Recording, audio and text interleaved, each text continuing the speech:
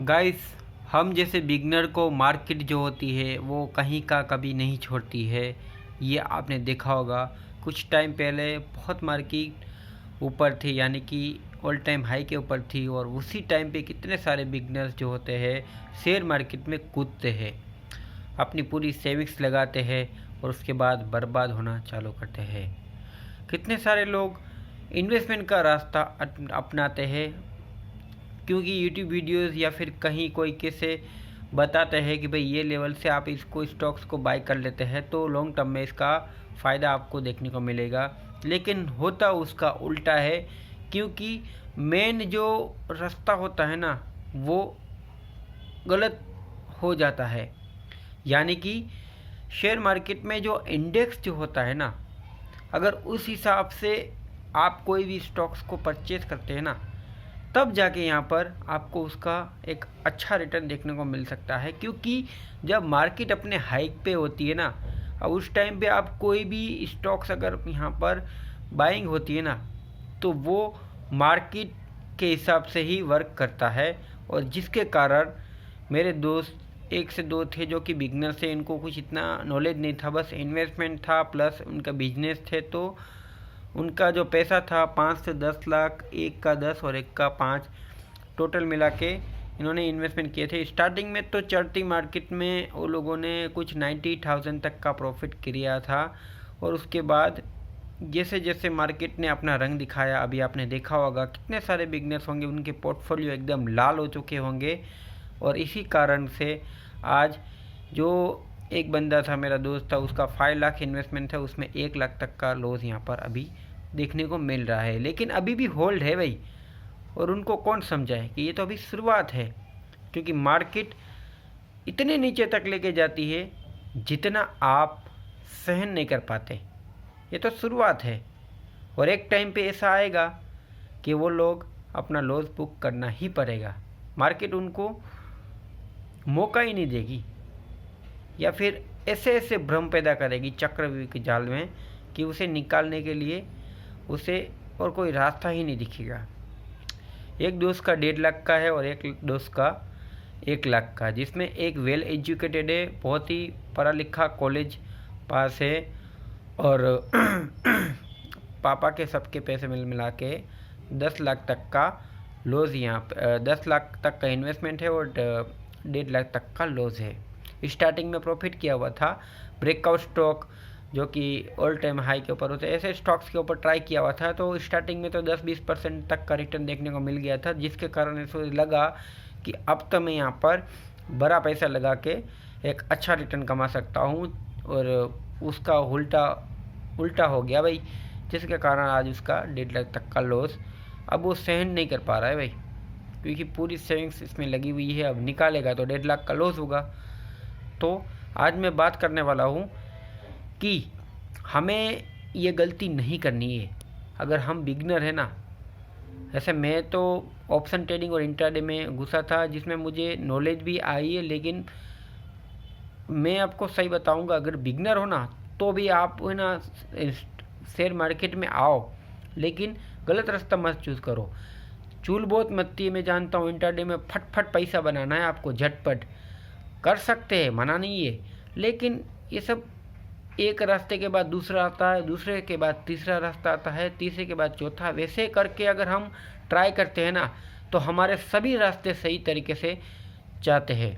लेकिन अगर हम डायरेक्ट खड्डा पार करने की कोशिश करते हैं ना, जहाँ से हम कभी कूदे भी नहीं है, तो वहाँ पे तो गिरते ही है, जैसे मैं गिरा था, और ये खड्डे से मैं अभी तक बाहर नहीं निकला हूँ भाई।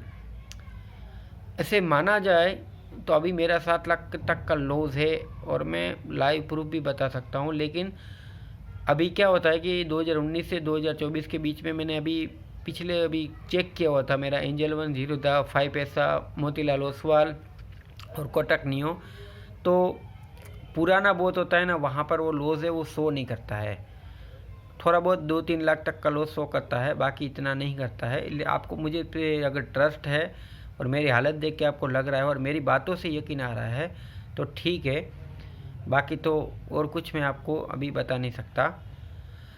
मैं इस वीडियो में बस आपको इतना बताना चाहता हूँ कि बिगनर जो होता है ना, वो लॉस करने के अलावा बच सकता है, बस मार्केट के इंडेक्स को समझकर। आप कोई भी ऐसे स्टॉक्स को चूज़ करो, लेकिन मार्केट के इंडेक्स को पहले सबसे पहले तो आइडेंटिफाई करना बहुत ज़रूरी होता है भाई। और सबसे ज़्यादा है निफ्टी। निफ्टी एक ऐसा है जहाँ पर निफ्टी की बात करें तो 26,000 से ऑलमोस्ट आज के दिन में मंडे को 27 तारीख को, और आने वाले समय में बजट है। और आज ये गिरी इसीलिए है क्योंकि कल निर्मला सीतारमण ने ऐसे ऐसे बयान दिए हुए थे भाई कि रिटेल ट्रेडर है इंडियन वाले वही प्रोटेक्टेड करना चाहते हैं हम, इसीलिए सब ये सख्त कदम लेके आते हैं। हम एफआईआई को यहाँ पर नहीं लाना चाहते, ज़्यादातर एफआईआई बाय करेंगे फिर भाग जाएंगे, ऐसे करेंगे, कभी भी आएंगे। इंडियन रिटेलर जो होते हैं वो चलते रहेंगे, इसीलिए सब खबर के बाद यहाँ पर मार्केट में धराम हुई।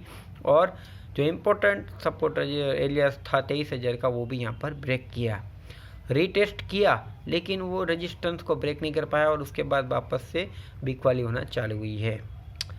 अब आने वाले समय में बजट आने वाला है और 25 फरवरी के आसपास यहाँ पर इलेक्शन आने वाले हैं, यानी कि शेयर मार्केट का माहौल है वो अभी गर्म ही रहने वाला है। और शायद इसी के बीच कुछ ऐसे स्टॉक्स होते हैं जो कि अच्छा परफॉर्मेंस दे सकते हैं अगर मार्केट स्टेबल मूवमेंट में होती है तो।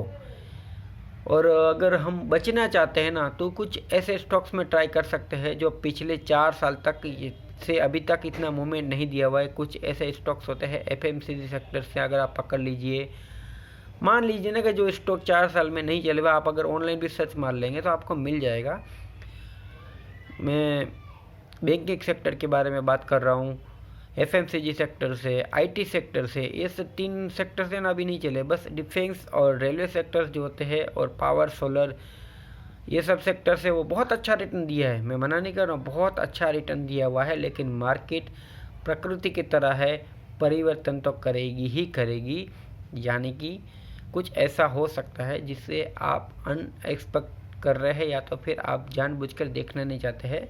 तो ऐसे स्टॉक्स में यहाँ पर हाँ अगर हम ट्राई भी करें तो शायद हमें लॉस होने की क्षमता जो होती है वो कम, और प्रॉफिट होने की क्षमता जो होती है वो शायद अच्छी हो सकती है। तो आप समझ रहे हो मेरी बातों को। मैं इन डिटेल अगर बताऊंगा तो फिर मैं सेबी रजिस्टर बनना पड़ेगा। मैं सेबी रजिस्टर नहीं हूँ, बस आपका दोस्त हूँ, आपको सही रास्ते पे लाना चाहता हूँ। अगर आप बिगनर है तो ये वीडियो आपके लिए बहुत इम्पोर्टेंट रहने वाला है।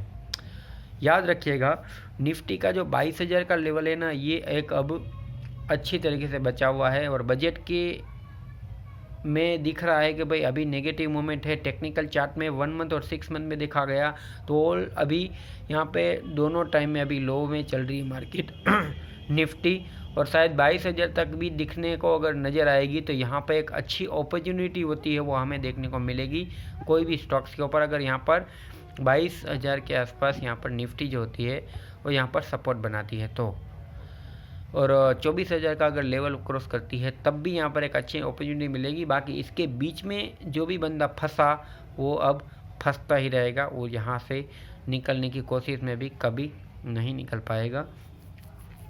इसलिए ध्यान रखने जैसी बातचीत है। Thank you for watching. इस वीडियो में बस इतना है। Thank you for watching.